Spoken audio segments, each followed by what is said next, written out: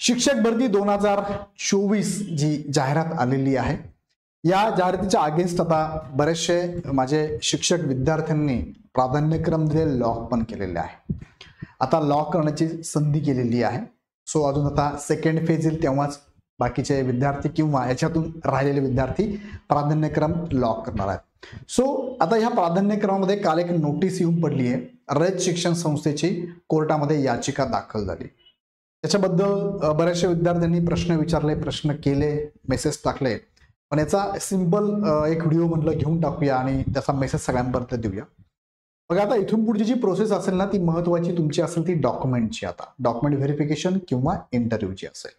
So आता ह्या याचिका वगैरे याचा काही इफेक्ट याच्यावरती होणार नाही. पण ही याचिका मुळात काय आहे थोडक्यात तेच समजून घ्या. त्या त्यांनीच म्हणजे पोर्टलवरतीच आपले आयुक्त मांढरे सरांच्या मार्फत ही जी नोटीस आलेली प्रसिद्धीपत्रक आलेलं आहे शिक्षक भरतीबाबतचं 14 तारखेचं. तर त्यांनी काय सांगितलं बघा, रयत शिक्षण संस्था सातारा या संस्थेतील शिक्षकांची माननीय उच्च न्यायालय खंडपीठ औरंगाबाद येथे याचिका दाखल झाली आहे. म्हणजे कुणाची झाली आहे? त्या रयतमध्ये जे शिक्षक आहेत त्या शिक्षकांनी टाकलेली याचिका आहे ती त्यांच्याबद्दलची आहे, त्यांच्या इंटरनल असू शकते, त्याचा आणि आपल्या शिक्षक भरतीचा काही संबंध नाही. सो हा एक मुद्दा त्यांनी पहिल्याच ओळीत क्लिअर केलाय.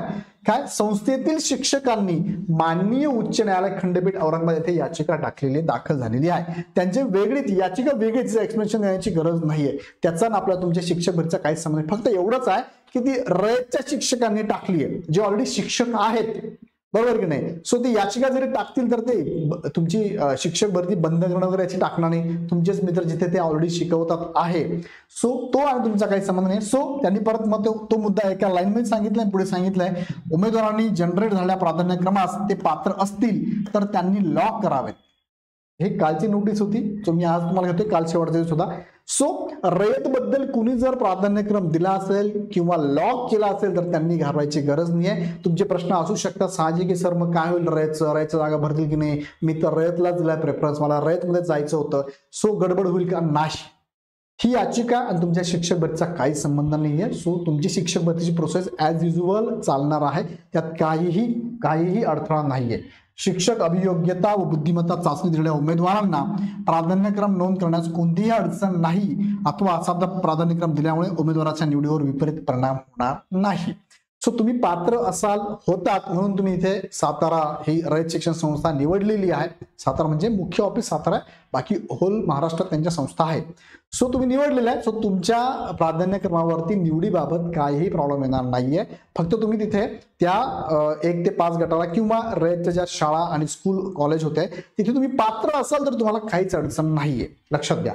यास्तव सर्व अभियोग्यता धारकांना आवाहन करण्यात येते की आपणास आपल्या पात्रतेप्रमाणे जनरेट झालेल्या प्राधान्यक्रमातून योग्य ते प्रसिद्धीक्रम नमूद करून आज म्हणजे काल 14 तारखेला 12 वाजेपर्यंत प्राधान्यक्रम लॉक करावेत.